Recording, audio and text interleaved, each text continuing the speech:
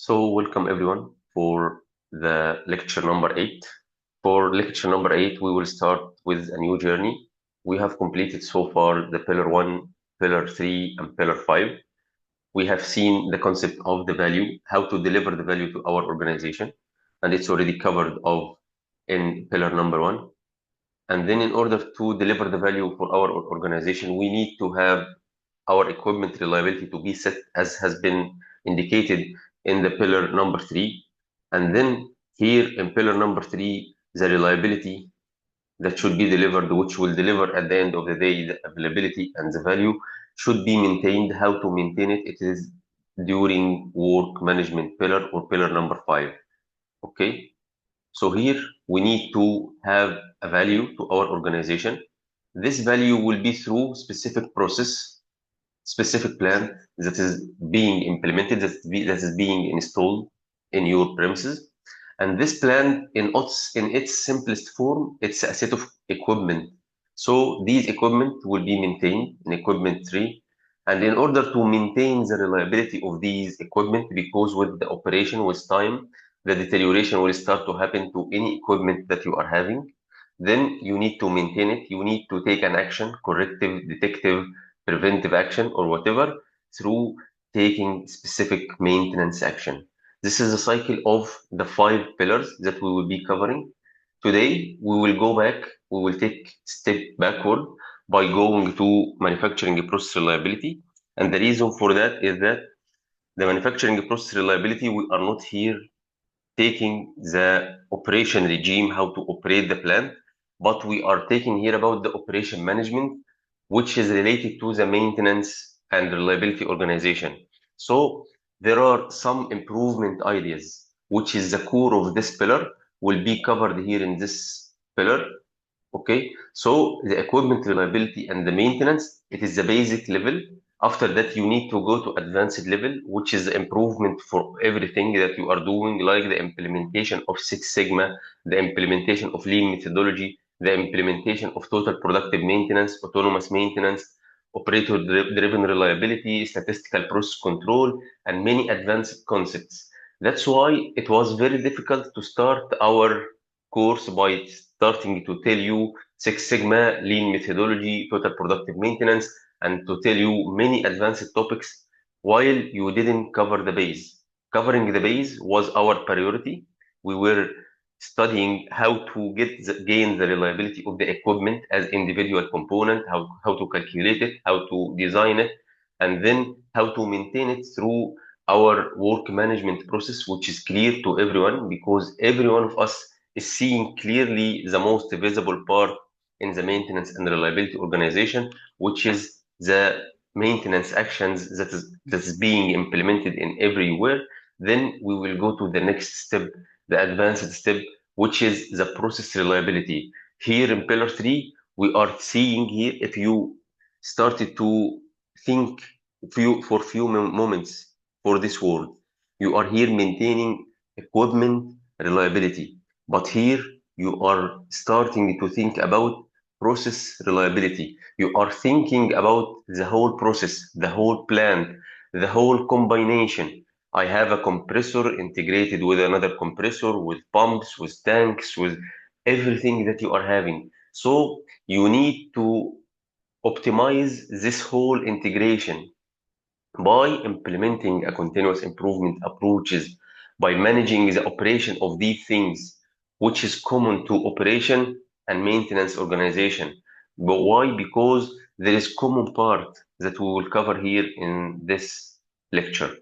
So manufacturing process reliability will advise you how to apply specific methodologies that and technologies that will support optimizing the manufacturing process. So typically, we are here targeting to give you specific methodologies that will lead to continuous improvement in the operation of your plant. And this is the target of this pillar. In this pillar, we will be taking 4 sections. Okay. Section number 1, which is the operating procedures and applicable processes. We need to understand what are the operation procedures for our plant. how to understand our plant. If you started to go to anywhere, for example, for me in my journey during transformation from plant to plant, this is the most impacting thing for me in the first days in any plant, to understand the operation procedure, to understand the applicable procedures in this plant. Based on my understanding during the probation period, I'm able to cope with and adapt also with the team in very short period. Like I start my plan, for example, if I go to a new plan, I start by the process description, by the P and ID, by the process flow diagram, and start to read the process flow diagram, and then I start to understand this process flow diagram. Then I start to see the equipment list, the integration of these equipment, and the journey start from this point. That's why it is a very important section here in pillar number 2. And because the CMRP certification, it is a certification from professionals to professionals, we are adding it here as a separate section in the pillar number 2 for the whole manufacturing process reliability. Why it's not added in the equipment reliability, for example, or the work management? Because we are working with the operation people hand in hand, with the same P and ID, with the same process flow diagram, with the same procedure, with one target, which is the profitable operation, the value to the organization, the reliable operation that will allow us to have our equipment operated in a reliable way, in effective way, in optimum way, that will drive the value that we need for our organization. This is for the first section here in this pillar. The second section is the process improvement technique. This is very important section. Actually, it is 70% from this pillar for this section only. Why? Because it starts to tell us what are the proposed methodologies, what are the proposed continuous improvement methodologies that is being common between the maintenance and reliability organization and the operation organization, that will allow us to have a reliable process, not only reliable equipment, but we are targeting here to have a reliable process. Because if we are having our equipment working fine, but at the end of the day, the whole process is not reaching the proper rate of production, the proper availability levels. So in this case, we are not having a reliable plant. We will not be achieving the targets of the organization. That's why it is very important thing to focus on the process improvement techniques. In the section number 3, we will start to think about the management of change, the management of change and change management for our equipment and our plant layout change. Here, we will start to think when we change any document, when we change any procedure, when we change the P and ID, the process flow diagram, what should be the process? Why? Because any uncalculated change, any uncontrolled change can lead to catastrophic consequences. It can lead to the whole damage of a refinery, of a major plant, by just having improper management of change process. Then the common thing, which is the maintenance of the process, to maintain the process, which is a continuous improvement for your process here. And actually, the manufacturing process reliability pillar in itself, it is a complete continuous improvement journey for the whole manufacturing process that you are having. I call it as optimization pillar. This is the optimization pillar that you are following in order to be able to optimize what you are doing in your plant. Our main references here for this pillar are maintenance and reliability best practices for Ramesh Gulati, which is already shared with you. This book is very good book. It's nice to have if you need to read it before the exam, but whoever have a time that can allow him to read this book, it's a very good thing to read it. You will gain much insights from this book. And if you are not able to do so, so the lectures will be enough for you to have the full coverage for it. But just you can go to this book to close any gap, to review any proper information or any specific information that you need more details about.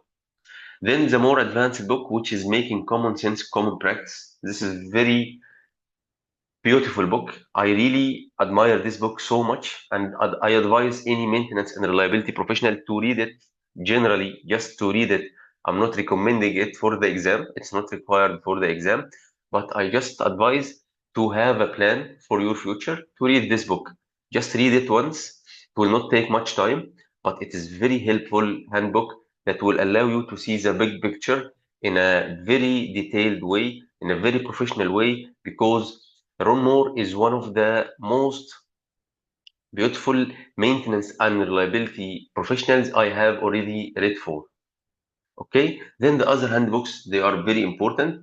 Maybe, for example, Joran's quality handbook. It is the mother of the books for the quality science, but it's not related to us. So even I do not recommend it as a reading after the exam, except for if you are in need to be having very high knowledge in Six Sigma and implementation of quality techniques, you can go and read it. But for the maintenance and reliability professionals, I don't think it is so much related to our career, but it have many valuable topics. I remember I have read many topics and many parts of this book since 10 years. It is having very good knowledge that you have good knowledge from it, but it may not be related directly to us. So I'm not telling you that you should read it for the exam or for your career. If you are keen on reading it, it will be very good thing for you. So now our first section, the operating procedure. The most important thing, I see it like this. If you are seeing here, our effective equipment is based on typically three pillars, as we have indicated many, many times. Reliability, it is for design. Maintenance plan, this is for the action that's being done. Both of them are reliability attribute, are design attributes. They cannot be improved by only maintenance action. They need redesign in order to be improved. We are clear on this so much. But we have very important pillar we didn't discuss so far, which is the operating environment. Imagine that you are having a plant with inexperienced operators. Imagine that the operation procedures, the operation regime is not clear to everyone. Imagine that the standards for operation or standard operation instruction is not followed, or it is contradicting with the recommendation of the vendor of our equipment. The pump have specific methodology, specific work instructions to be followed in order to make a maintenance for this pump, in order to make a priming for this pump. But our operation procedures is contradicting with this. Our operators are not following the recommended standards.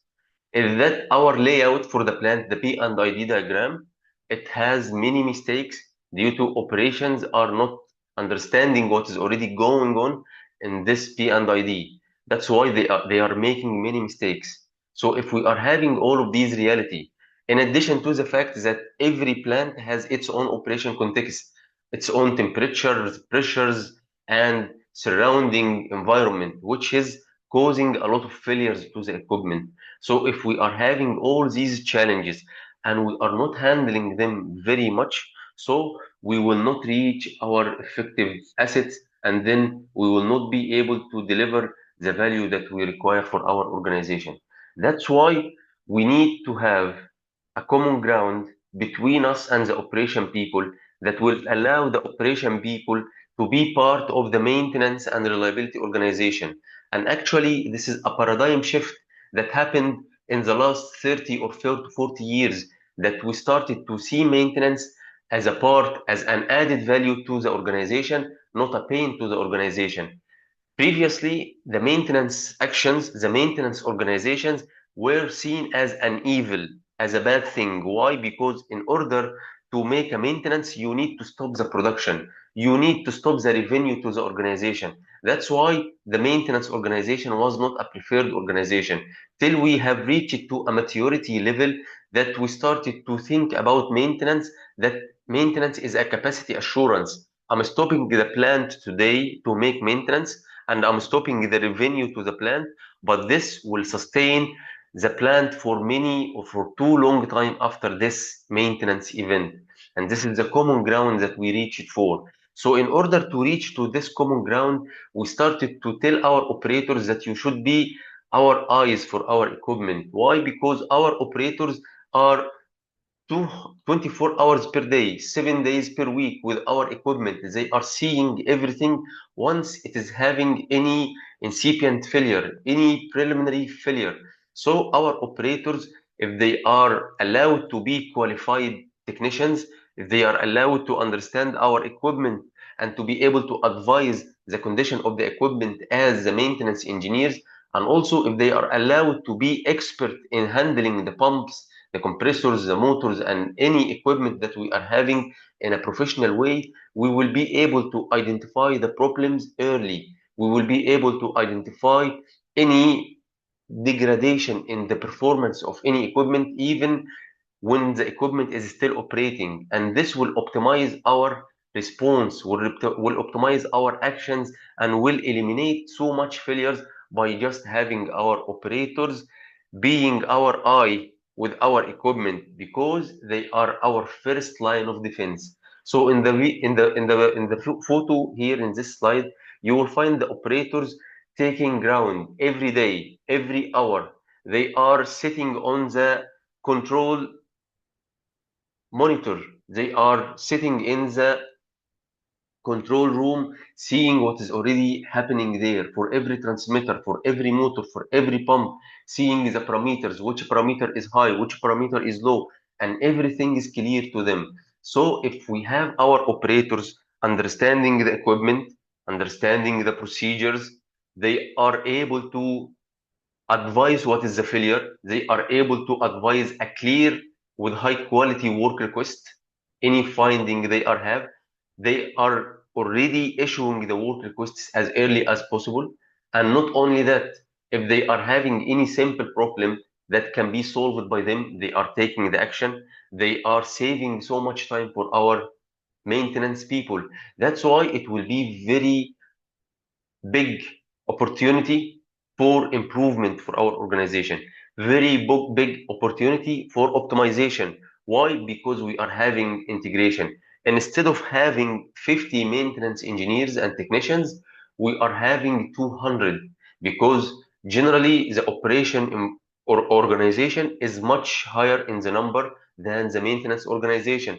So in this case, instead of having 50 people working for the actions that should be taken for your equipment, you are having 200, which is allowing you to be so much robust, so much reliable, because you are responding to any incipient failure, to any preliminary failure as early as possible with the proper action before facing a major consequences with this failure mode.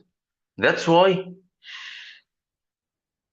if you see from other angle also, the operation people themselves, as per many studies, they were making so much failure to the equipment. The equipment is operating reliably, and due to operation error, we are having our equipment failing.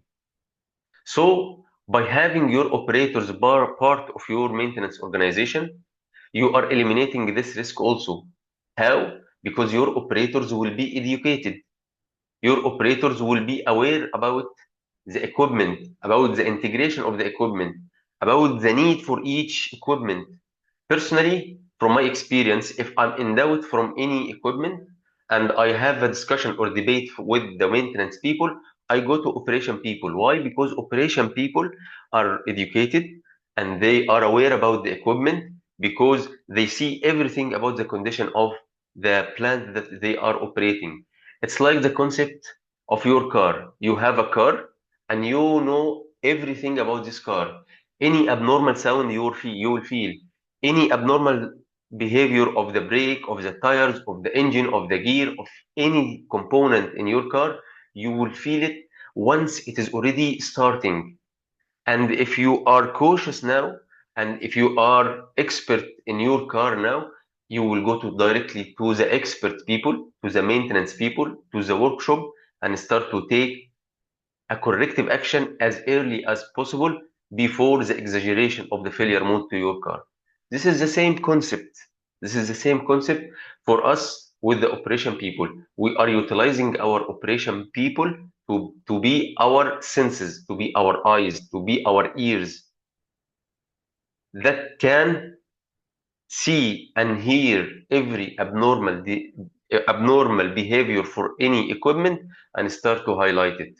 And not only that, they will be able also to advise the risk, because the operation people are working for operation, and operation is our main target, because operation means availability, means profit. So in this case, if our operators are targeting toward this, so they will see some risks. This risk can be from specific equipment or from integration of many equipment. So this risk will be highlighted by them.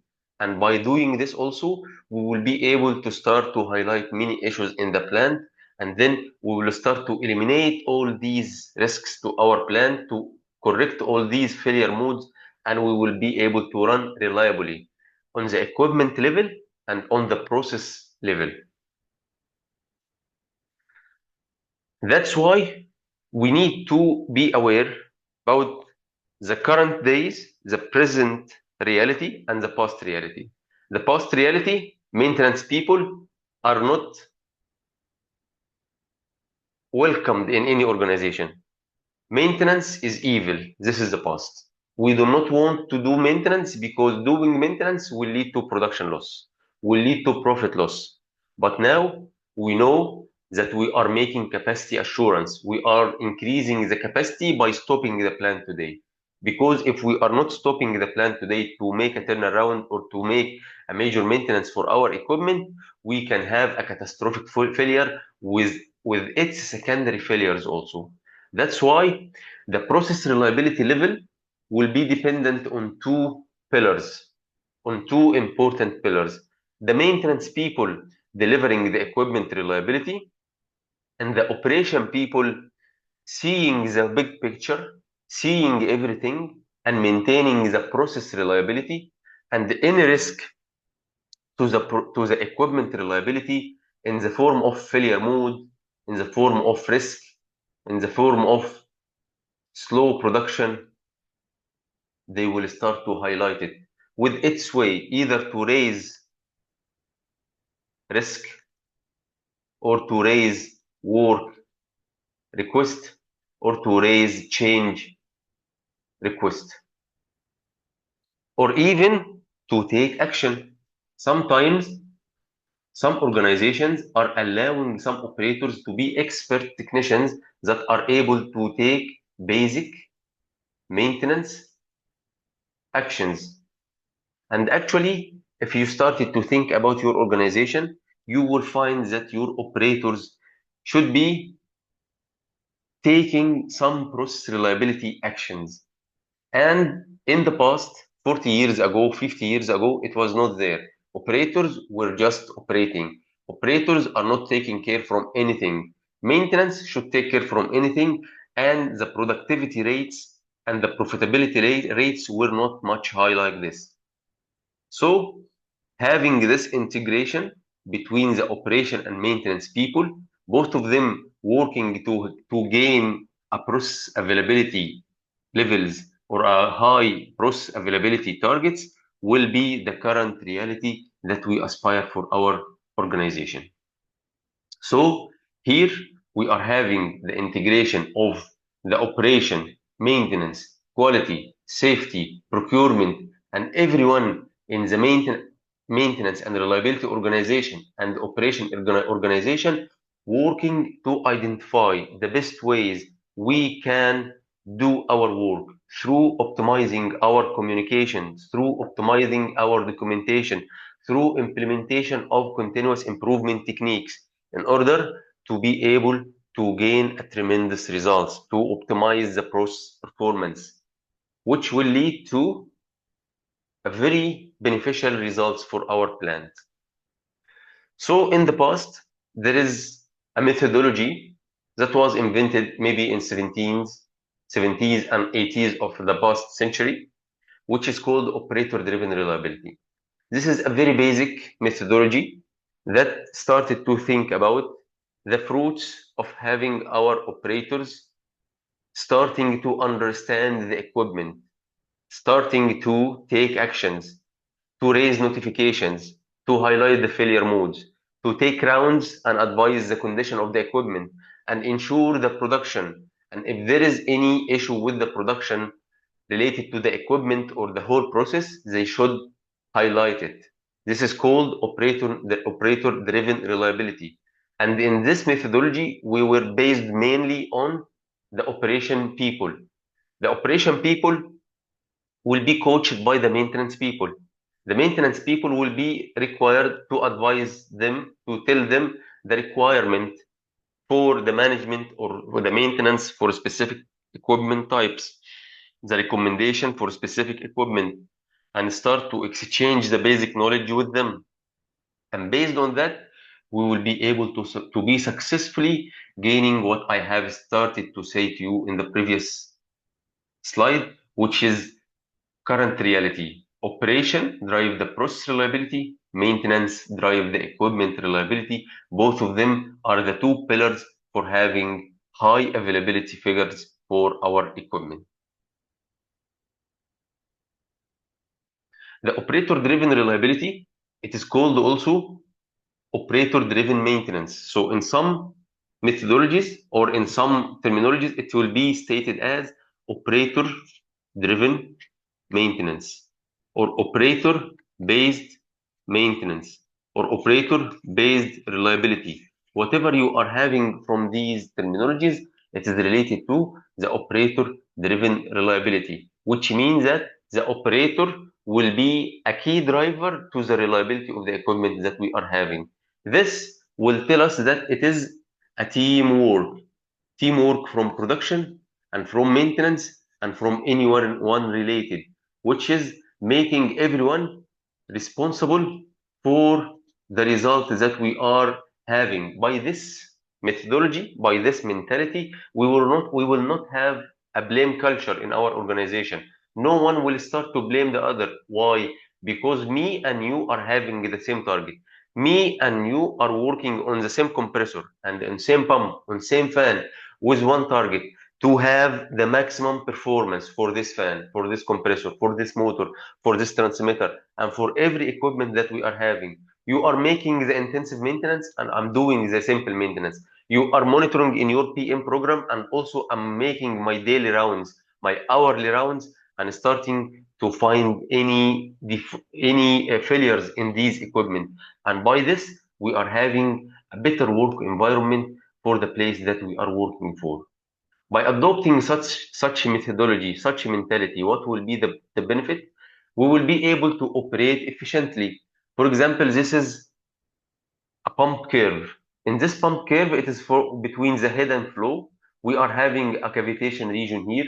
We are having here also another region of lack of performance or bad performance for cavitation and bearing or noisy operation or temperature issues with the pump, but we are having a best efficiency point. For this best efficiency point, there should be some parameters. There should be some regimes that should be done from the maintenance and operation people in order to be able to judge if we are operating at this best efficiency point or no.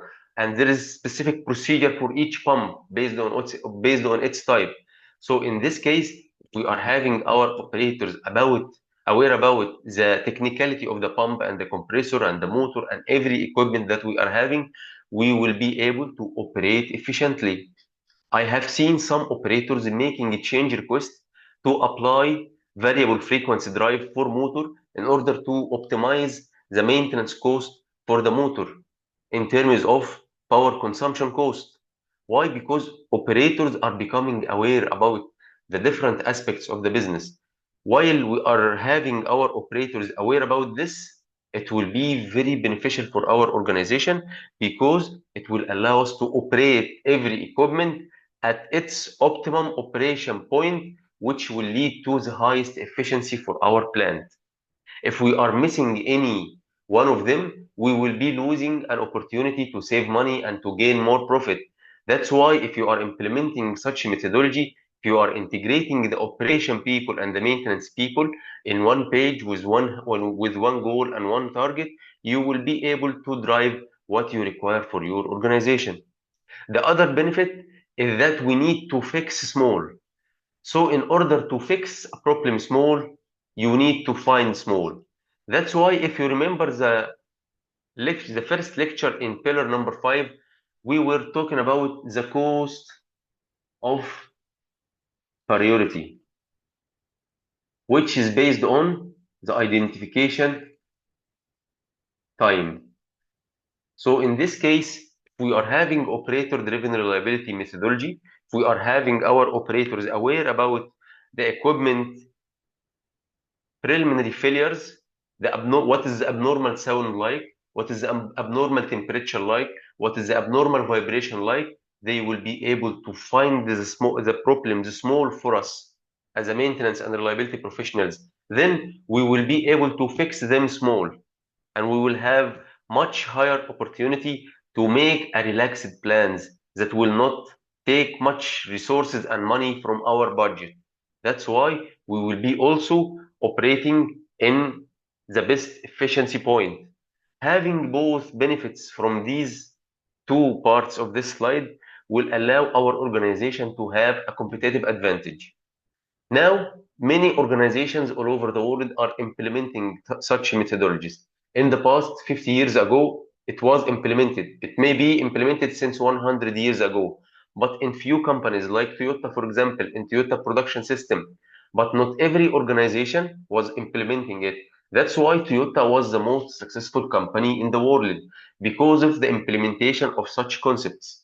But now most of the organizations are implementing such methodology. So anyone that is already working in any organization which is not implementing these methodologies, you are lacking very important continuous improvement process in the market that can allow you to optimize your manufacturing process reliability.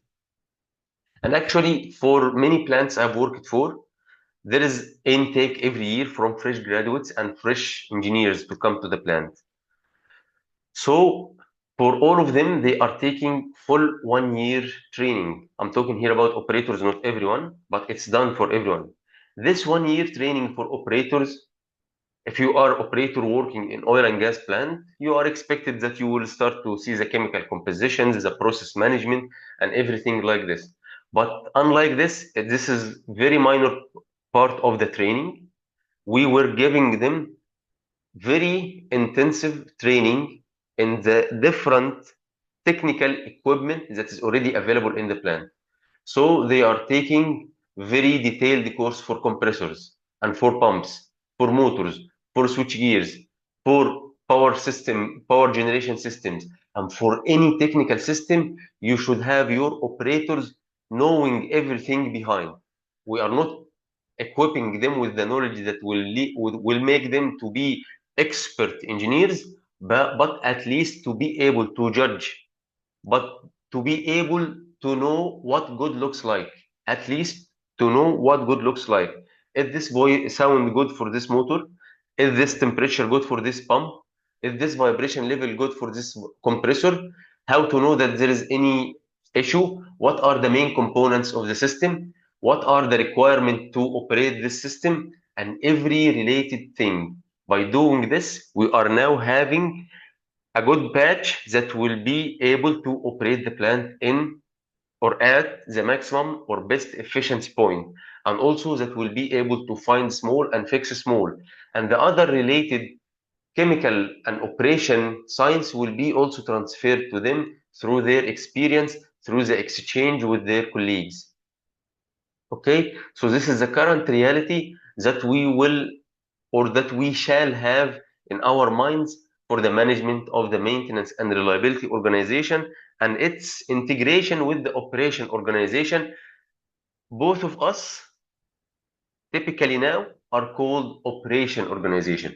So the operation people are not only operators.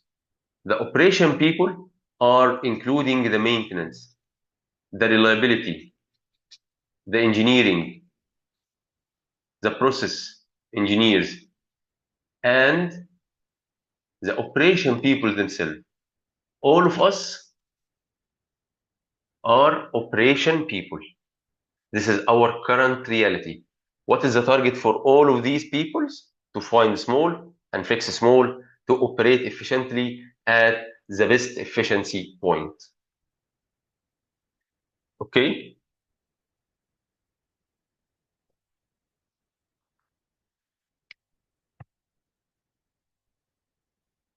So now we know what's in it for us. What is the benefit? What should be done? This is clear.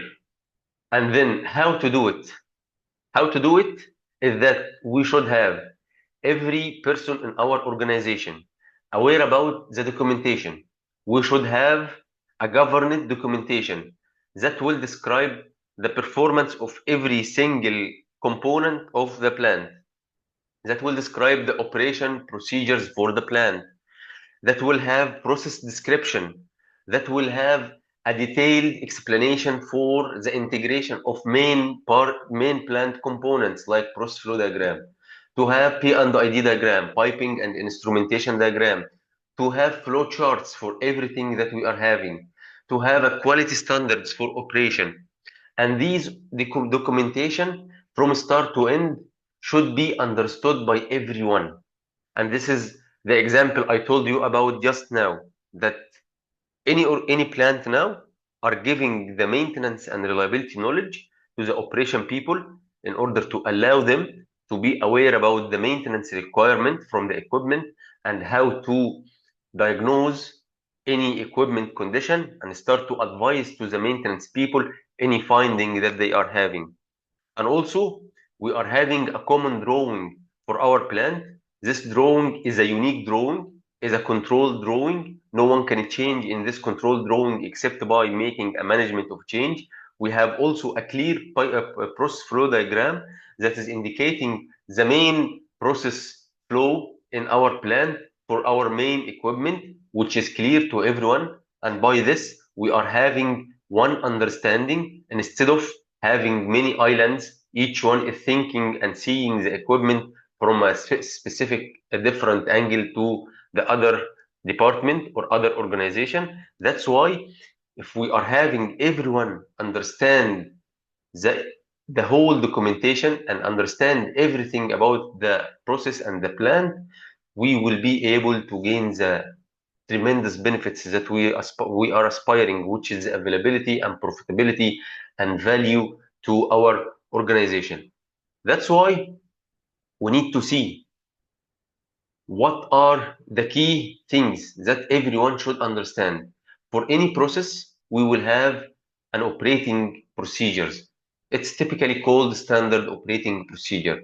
This standard operating procedure will start to advise the steps for implementation for specific procedure and also the decision gates that the operator or anyone should take based on a specific question. And this is actually called a process flow chart or process mapping for our organization. It is a visualization for what is already being implemented in a specific process or a specific plant. It's like you are having a plant, you need to write what should be done for this process. What you will do, you will start maybe to write 10 pages, 20 pages, 30 pages. Although these 30 pages will be difficult to be understood, in order to make it simple, you can just make a process flow chart, because we as humans, when we see the thing in front of us, we are able to see it clearly, to understand it. Even if we are seeing a clear process flow chart with a clear description for this flow chart, we will be able to understand and to be able to take decision based on our understanding from this visual flow chart. So the process flow chart, it will have many symbols in it, indicating decision gates like this. For example, this is decision gates, this is start, this is end, this is branching based on the decision. Some boxes are having just data, okay, like this. So all of these should be understood. If we are having any process flow diagram, we will be able to discuss. If we need to optimize any process, we will put this process flow chart into a meeting, and then we will start to gain the commitment and the agreement between everyone, and to repair whatever we need to change, or to whatever we need to correct in the process flow chart that we are doing for any process. Okay, this is, for example, is being done by Visio, MS Visio. It can be done by PowerPoint or whatever the software that you are having, many softwares, but the most related one is Microsoft Visio. You can utilize it to make whatever a process flow chart that you wish for your organization. And by the way, for even us, for a maintenance and reliability organization, we are having any procedure. We are having many procedures to work with: work management procedure, prioritization procedure, RCM procedure, criticality procedure, and every procedure like this. All of them, you will find that it's part of them to add process flow chart. Why? Process flow chart is one page that can tell the whole story. You can write 20 page, while only one page process flow chart can keep it more clear to everyone to know what's already going on the workflow of this procedure. The next document, or very important document, and for me, if I'm going to any organization, this is the first document I will start to see. I will start to ask for the process flow diagram. In the process flow diagram, let's imagine this is a new plant that you are working for. In this process flow diagram, you will start to see the main components. You will start to see the integration of these components. You are having here vaporizer, and this vaporizer is giving it to the filter.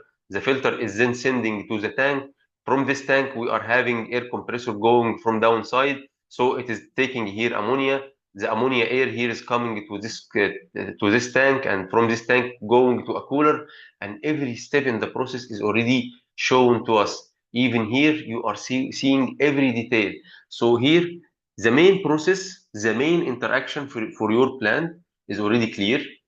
It is evident now that everyone in the organization can be able to know what is already going on in the plant, what are the integration of different components in the plant, and by having this, we will start to understand and to have a common understanding for our process. So, for example, let's imagine that someone is changing any minor change here. Let's imagine that I have the document like this, but you are having your document that this flow is going here and this flow is coming here. This will lead to catastrophic problems in the plant because, for example, I will think that there is specific transmitter here while this transmitter should be here. So I will take a mistake in the plant. I will take a mistake in the process. So if I'm not having this documentation clear and I know the location of the flow of every single fluid and every single flow in the process, I will start to make mistakes. Having such documentation for your plant will allow us to think in one way, to know what are the location, what are the interaction between our main components. By having a clear process flow diagrams like this, we will be able to manage properly our equipment. And this is very important part for the management of our plant. The understanding of process flow diagram, it is required from the operation people as well as the maintenance and reliability people. Same 100% understanding for operation and 100% understanding for the maintenance and reliability professional, because we are managing the same equipment. Maybe the operator is seeing the whole picture while he is making his daily tour or daily round. But for me also, as an electrical engineer, for example, I will start to see this cooler. Okay, I will start to see this compressor motor. As a mechanical engineer, I will look to this compressor. I will inspect this cooler. I will inspect this filter, and I will inspect this vaporizer. As an instrument engineer, I will start to see the instrumentation in this tank and in this tank and in this tank, and also instrumentation everywhere. But as operation people, I will start to see the whole picture. What is the pressure here? What is the flow here? Am I reaching the required temperature and pressure and flow in this vessel? What is the outcome from here? What is the level in the tank? Am I reading or seeing the correct tank level that I'm having in my storage tank? And everything related to the whole process reliability. So this documentation, it is the story, it is the job for everyone in the organization. It is the maintenance people, it is the reliability people. Both of them are responsible for the management of this process flow diagram. In the process flow diagram, you didn't see the transmitters, you didn't see the piping, you didn't see the tag numbers for all the equipment that we are having. You didn't see much details in our plant. So here, if you need to know what are the location of specific transmitters? What are the locations of specific gauges? What are the location of specific small motor? What are the location of specific piping? What is the diameter of the piping? What is the specification of a specific tank? What is the capacity, the pressure, the flow, the temperature? What is the design pressure? And everything related to our equipment, it will be found in a document called piping and instrumentation diagram. In the piping and instrumentation diagram, you will find the detailed representation for every single component in our plant. For our instrumentation, for our electrical, for our mechanical, for our piping equipment, all of them, all their integration together will be found there.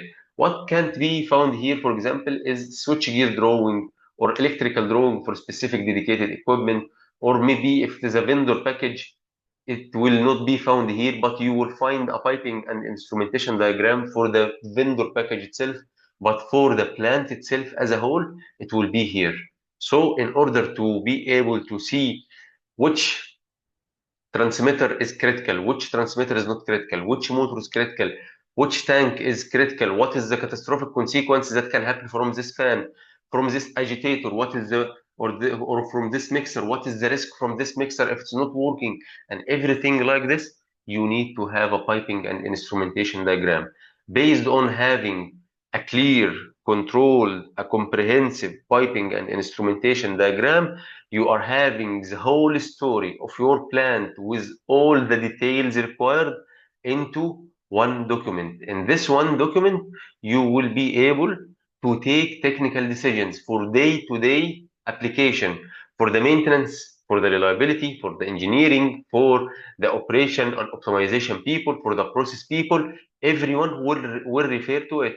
So, for example, if I have a problem here with this temperature controller, okay, what should I do?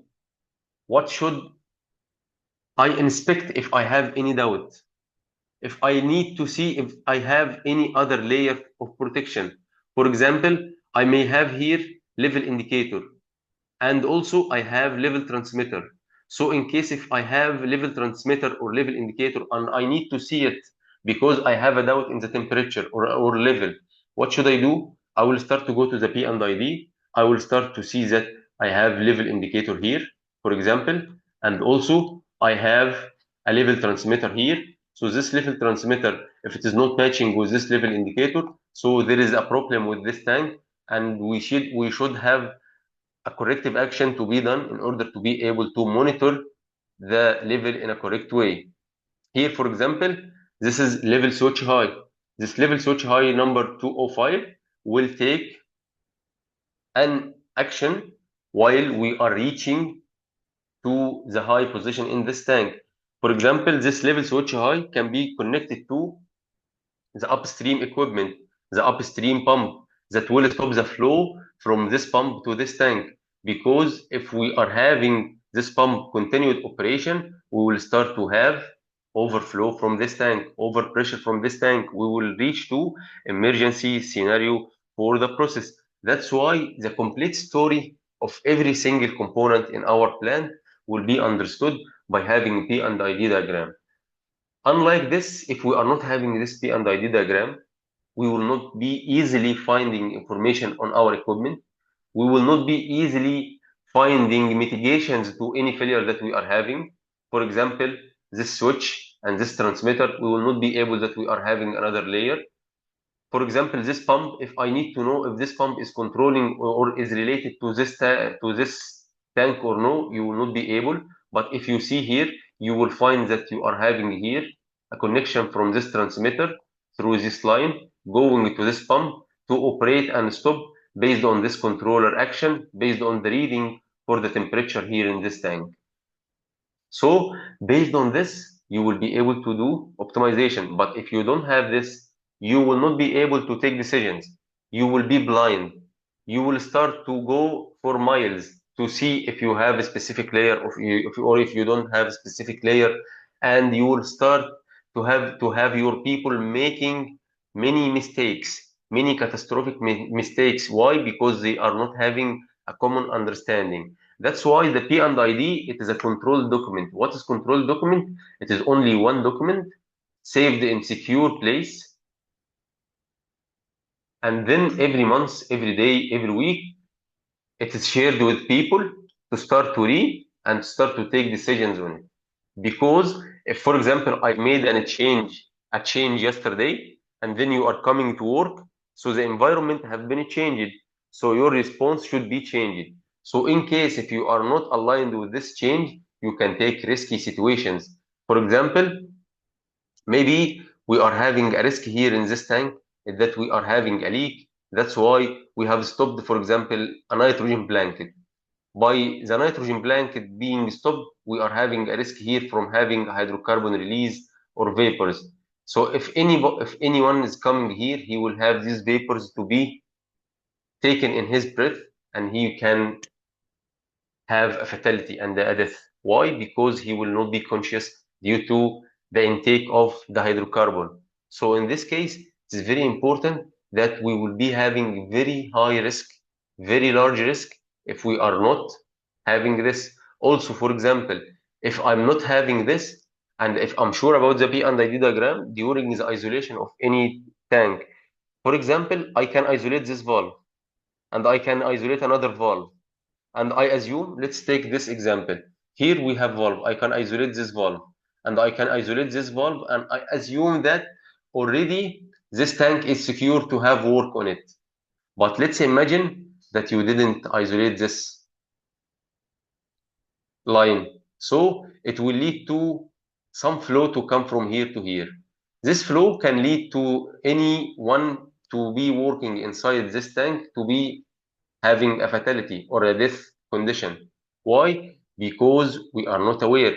So if you are not having the P and ID, it will not be easy for you to take mitigation decisions, and you will lead to many fatality and many accidents inside your plant. Unlike this is a plant that we don't know. And if you ask me what should I isolate in order to work on this tank, I will tell you isolate this valve, and this level should be drained from this one, and then you should stop this pump by making lockout tagout for its motor, and then you are secure to go to this tank after draining this tank and measuring what is already inside as a hydrocarbon level. And when you are below the LEL, then you can start working. It's easily now advised while we are not experienced about this plant. So imagine if you are asking me that I have a tank, you are just describing, I have a tank, I need to isolate. I will not be able to advise. I will start to take a route. And if you went to any oil and gas industry plant, you will find that it is very, very complex. Sometimes you have the P and ID and you are sure 100% that you have isolation valve 200, but you start to search for 1 or 2 or 3 hours to find this valve. Why? Because too many piping interrelated together, while you are not being able to see. Sometimes all the valves can be in one level, while another valve will be in very remote area in high level. So you will not find it beside this tank. It will be very far from this tank. That's why P and ID, I don't believe that any plant can work without proper understanding for the P and ID. Another story here, it is the process flow sheet. This is mainly related to the process people and operation people. They are just advising to us a corrective action based on this. Typically, when we have input, we should have output. If I have, for example, 1 barrel of oil, so I should have 1 barrel of outputs from the distillation process in the form of any or different types of products. So in this case, our process engineers should be making this. And based on this mass flow balance, they are starting to see what is already going on inside the process. If we are having any issue with specific component that affect the mass balance, that affect the component or the outcome from a specific product, which is affecting the whole process performance. And in this case, we will start to highlight problems that should be taken in order to correct the performance of our plant. This is for the case of the process flow sheet. and it is very important mainly for the process and operation engineers to see the mass flow and then to highlight any deviations and also to state which equipment is typically to be causing this deviation to happen. Okay.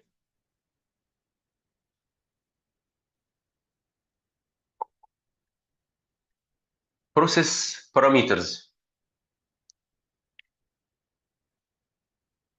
If you think about any plant that you are working for, you will start to know that any plant is just a set of parameters. Some temperatures, some flows, some pH, some current for some motors, vibrations, ultrasound, and many parameters that are being measured. All these parameters together, all their integration together, will give you the condition and the health of your equipment and of your process. Whatever, even what we have seen in the P&ID, it contains parameters. Whatever we see in the process flow sheet or chemical flow sheet, it is also parameters.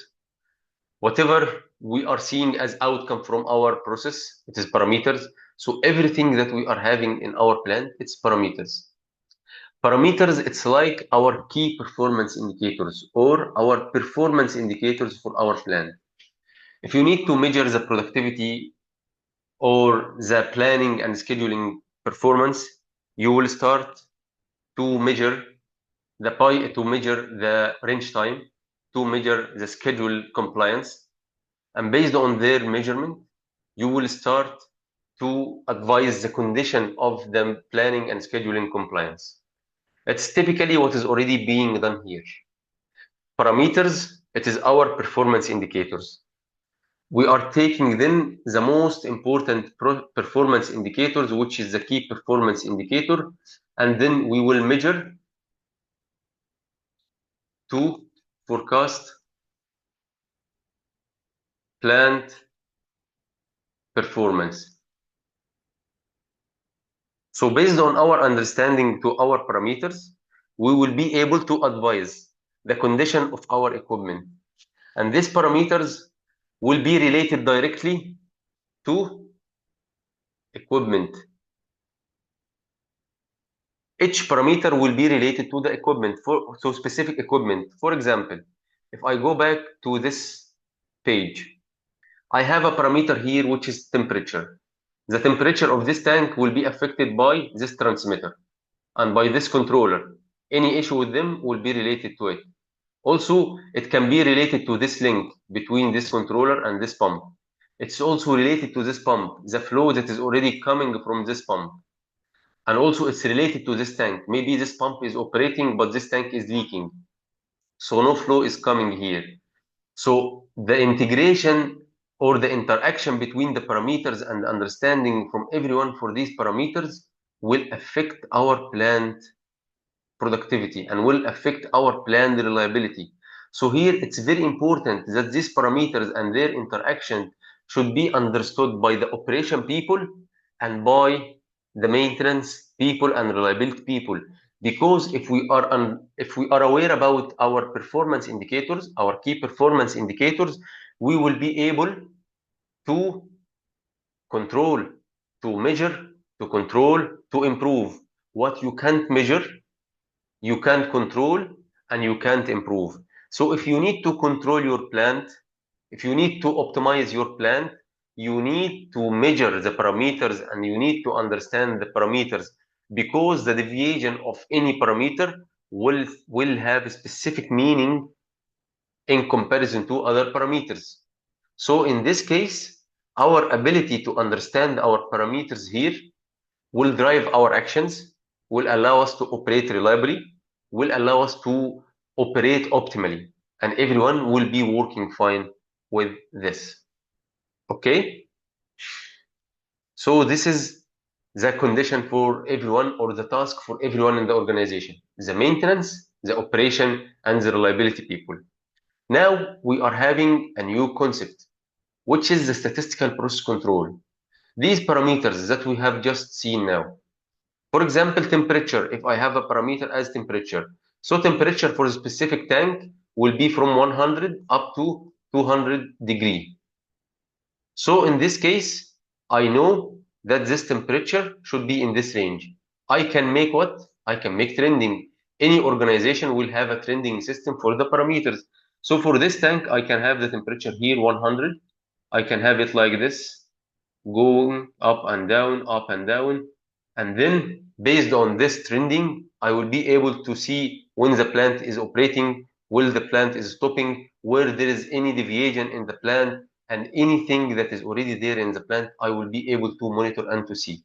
So here, what is this? This is a value for specific parameter.